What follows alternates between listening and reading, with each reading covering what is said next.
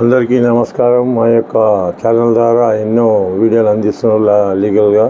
ఎందుకంటే చూసిన తర్వాత లైక్ చేసి సబ్స్క్రైబ్ చేసి షేర్ చేయాలని కోరుకుంటున్నా. నా పేరు D Ramareddy, ex president, criminal court bar association, ex public prosecutor, high court, state of Telangana ఉద్యమంలో నేను 2001 నుంచి ఉండి కూడా 1000 కేసులు వేసిన కనుక ఉద్యమకారులు కానీ, పార్టీకి సంబంధించిన వాళ్ళు కానీ, నా క్లయింట్స్ కానీ, నా ఫ్రెండ్స్ కానీ చాలామంది అడుగుతూ ఉంటారు, ఈ మధ్య కాలంలో న్యూ క్రిమినల్ లా వచ్చింది కదా సార్ అని చెప్పేసి అడుగుతూ ఉంటారు. ఎందుకంటే సెంట్రల్ గవర్నమెంట్ కానీ ఎందుకంటే కఠినంగా శిక్ష విధించాలని క్రిమినల్ లా, ఎందుకంటే criminal IPC, criminal procedure code, Indian evidence act 3 కూడా ఎందుకంటే ఆల్టర్ చేసి బిఎన్ఎస్ అని, బిఎన్ఎస్ఎస్ అని, బిఎస్ఏ అని 3 యాక్ట్లు చేశారు. అది 2023లోనే యాక్ట్లు వచ్చినాయి. ఎందుకంటే అమలు చేసుకోవడం మటుకు జూలై 1, 2024 నుంచి అమలు అవుతూ ఉన్నాయి.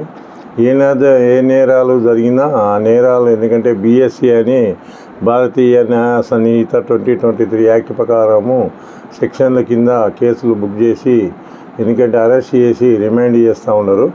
అది రిమాండ్ చేసినప్పుడు ఎందుకంటే అడ్వకేట్లు కానీ మిగతాళ్ళు కానీ ఎందుకంటే క్రిమినల్ ప్రొసీజర్ ఫాలో అయ్యి బెయిల్స్ పొందడం కానీ, కేసు ట్రయల్ చేయడం కానీ చేస్తుంది. ఆ క్రిమినల్ ప్రొసీజర్ ప్లేస్లో బిఎన్ఎస్ఎస్ అని వచ్చింది. బిఎన్ఎస్ఎస్ అంటే భారతీయ నాగరిక సురక్ష సంహిత, ఎందుకంటే బిఎన్ఎస్ఎస్ అన్నమాట.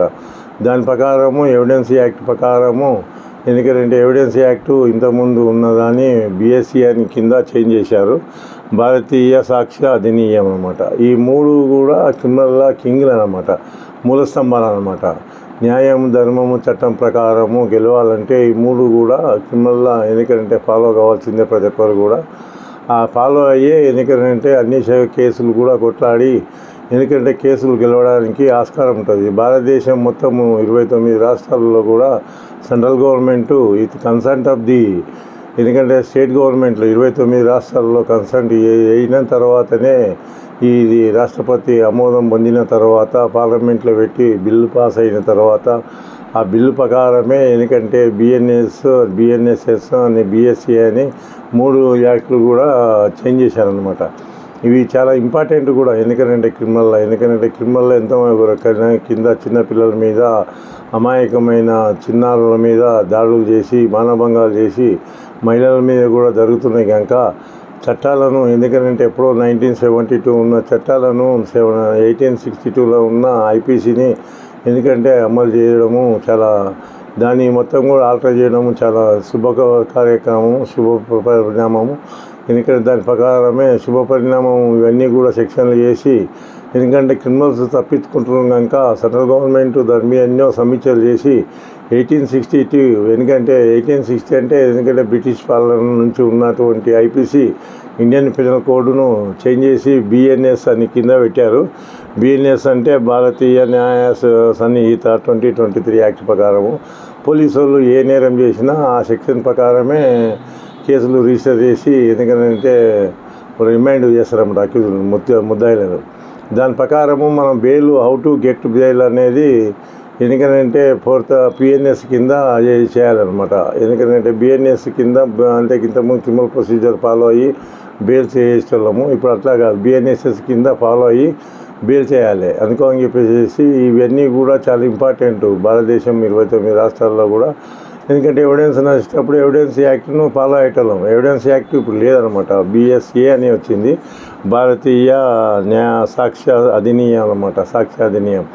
అందుకని చెప్పేసి ఇవన్నీ కూడా ఇంపార్టెంట్. బిఎన్ఎస్ కింద ఏంటంటే ఇంతకుముందు ఐపీసీలో 511 సెక్షన్స్ ఉండేది, ఇప్పుడు 358 అనమాట. అవన్నీ కుదించి సెక్షన్లన్నీ కూడా క్లబ్ చేసి అందుకోనికి ఆ సెక్షన్లన్నీ కూడా ఎందుకంటే దీని కింద ఎందుకంటే బిఎన్ఎస్ కింద 358 సెక్షన్సే. ఎందుకంటే చాలా 511 నుంచి 358 వరకే చేశారు కనుక అవన్నీ కూడా 358 కిందనే ఏ నేరాలు జరిగినా ఆ నేరాల కింద బిఎన్ఎస్ కింద బుక్ చేస్తారు అనమాట. చాలా ఇంపార్టెంట్.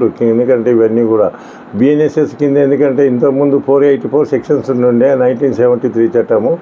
ఆ 1973 చట్టాన్ని ఎందుకంటే 531 కింద చేశారనమాట. కొన్ని సెక్షన్లు ఇళ్ళ పెరిగినాయి అన్నమాట. ఎందుకంటే క్రిమినల్ ప్రొసీజర్ కోడ్లో ఇంతకుముందు ఏం చేసిందంటే 484 ఉండే, ఇప్పుడు ఎందుకంటే బిఎన్ఎస్ఎస్ కింద 531 చేశారు. క్రిమినల్ ఎందుకంటే దీని కింద ఎవిడెన్స్ యాక్ట్ కింద మనకి ఇంతకుముందు ఎందుకంటే 167 ఉండే 1872 చట్టం ఇది. దీని ప్రకారము ఇప్పుడు ఎందుకంటే BSA అనే కింద 170 వచ్చింది అనమాట. ఎందుకంటే దాన్నే భారతీయ సాక్ష్య అధినియం అనమాట. ఈ సెక్షన్లన్నీ కూడా ఈ కింద ఎందుకంటే ఇంతకుముందు IPC ఏంటంటే 1860 ఉండే అనమాట. 1860 అంటే బ్రిటిష్ పాలన కూడా అదే నడిచినది IPC.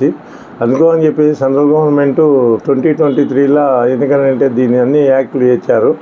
అది రాష్ట్రపతి ఆమోదం పొందిన తర్వాత ఈ యాక్ట్లన్నీ కూడా జూలై 1, 2024 నుంచి కూడా 29 రాష్ట్రాలలో కూడా ఎందుకంటే అమలు అవుతూ ఉన్నాయన్నమాట.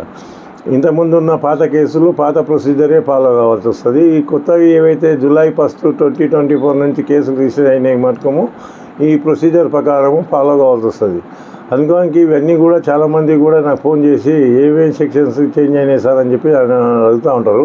కొన్ని సెక్షన్లు ఆల్టర్ చేస్తూ కొన్ని సెక్షన్లు ఏమో సీరియస్గా పెట్టారనమాట.